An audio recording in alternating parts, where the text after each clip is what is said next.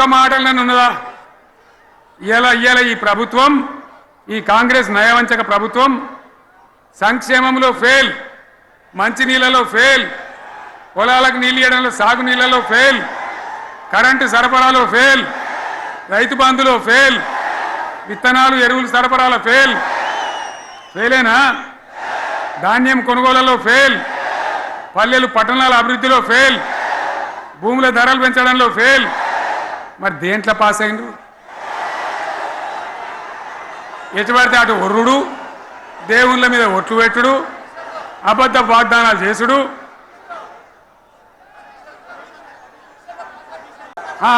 Commission అట 20-30% కమిషన్లు తీసుకున్నాడు, సంచులు నింపుడు, సంచులు మోసుడు. అంతేనా?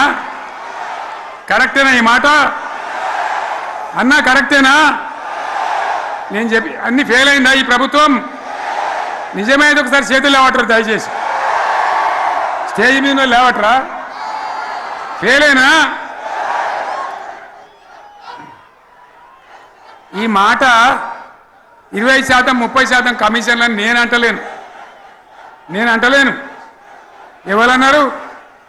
స్వయంగా ఆర్థిక మంత్రి ఛాంబర్కు పోయి 200 మంది కాంట్రాక్టర్లు వాళ్ళు లొల్లిపెట్టి మమ్మల్ని 20-30% కమిషన్ అడుగుతుండ్రు, ఇది ఏమన్యాయమని చెప్పి సెక్రటేరియట్లో చెప్పిన మాట నేను చెప్తా ఉన్నా.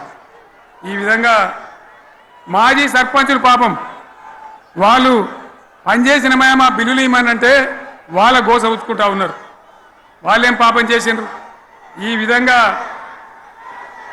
ఘోరం. ఇంకా ఈ అందానికి ఏం మాట్లాడతారు? కేసీఆర్ నువ్వు రా అసెంబ్లీకి, నీ కాయగూరకుడు ముచ్చట్లు తింటానికా? పిల్లలు అడిగితేనే మీరు జవాబు చెప్తలేరు, ఉన్నట్టు నిలబెడితే ఆ ఆర్థిక మంత్రి అసెంబ్లీలో లేచి 20% కమిషన్ తీసుకోవడానికి కేటీఆర్ మాట్లాడితే ఆయన లేచి భుజాలు తడుముకుంటాడు. నీకెందుకయ్యా బాధ? నువ్వు తీసుకుంటేనే నీకు బాధ ఉండాలి కదా.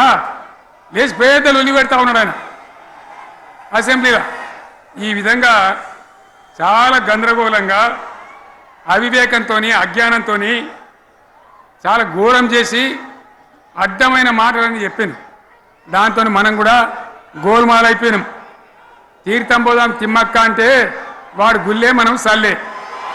ఆ గతికి తెచ్చింది ఇలా ప్రజల గతి. మరి మనం కూడా, ప్రజలు కూడా ఆలోచన చేయాలి. ఆవేశం కాదు. గాడిదలకు గడ్డేసి బలరకు పాల్పడితే వస్తాయా? మరి ఇప్పుడు ఏం చేయాలో ఆలోచించాలి. ఓ తమ్ముడు అన్నాడు హైదరాబాద్లో, ఆయన ఇల్లు కూడా కొడితే, కేసీఆర్ అన్నా యాడున్నావు, నువ్వు రావాలి,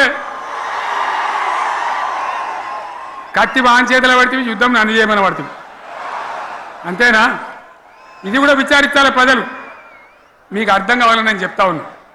అందుకే ఓడగొట్టుకున్న కారణే వెతుక్కోవాలి. మీ వెంట బీఆర్ఎస్ ఉంటుంది, మీ వెంట కేసీఆర్ ఉంటాడు. 100% మళ్ళా తెలంగాణ విజయం సాధించాలి, గులాబీ జెండా ఎగిరేయాలి, అద్భుతమైన తెలంగాణను మళ్ళీ సాధించాలి. ఇక బీజేపీ కథ 11 ఏళ్ళ రాజ్యం చేయబట్టి తెలంగాణకు 11 రూపాయలు ఇచ్చిండ్రా? వాటిదే బబ్రాజమానం భజగోవిందం, శుష్కప్రియాలు, శూన్యాస్తాలు తప్ప ఏమి ఇయ్యలే. 157 కాలేజీలు పెడితే మెడికల్ కాలేజీలు ఒక్కటన్నా తెలంగాణకు ఇచ్చిండ్రా? ఒక ప్రాజెక్ట్ కన్నా జాతీయ హోదా ఇచ్చిండ్రా? ఇక కాంగ్రెస్ వాడు ఇట్లా అంటే బీజేపీ వాడు అట్లా, ఏది లేదు. ఇక ఉల్టా మనయే. ఖమ్మంలో 7 మండలాలు గుంజుకున్నారు, సీలేరు ప్రాజెక్టు గుంజుకున్నారు. నరేంద్ర మోడీ మాట్లాడతాడు, ఏం మాట్లాడతాడు? తెలంగాణ వచ్చిందిరా అని తెలంగాణలో సంతోషపడితే తల్లిని చంపి బిడ్డను బతికిచ్చిండ్రు అంటాడు. ఎన్నోసార్లు అంటాడు, ఒక్కసారి కాదు. ఈ విధంగా అది కూడా మనం వెనకొచ్చేది కాదు. ఈ సందర్భంలో ఒక మాట బీజేపీ అంటే నాకు జ్ఞాపకం వచ్చింది. ఇవాళ కేంద్ర ప్రభుత్వం కగార్ అనే ఆపరేషన్ పేరు మీద ఛత్తీస్గఢ్లో యువకులను, గిరిజనులను ఊచకోత పోతా ఉన్నారు. అది ధర్మం కాదు. వీళ్ళు ఏమవుతున్నది? నక్సలైట్లు ప్రతిపాదన పెడుతున్నారు. మేం ప్రభుత్వం దగ్గరకు వచ్చి చర్చలు చేయడానికి సిద్ధంగా ఉన్నాము అంటున్నారు. నేను కోరుతా ఉన్న కేంద్ర ప్రభుత్వాన్ని, బలం ఉన్నది కదా అని చంపుకుంటా పోవుడు కాదు, అది ప్రజాస్వామ్యం కాదు. ఆపరేషన్ కగార్ వెంటనే ఆపేయండి. వాళ్ళని పిలిచి ఆ నక్సలైట్లను పిలిచి డెమోక్రటిక్ స్పేస్ ఇచ్చి చర్చలు జరపండి. వాళ్ళు ఏం మాట్లాడతారో చూడండి.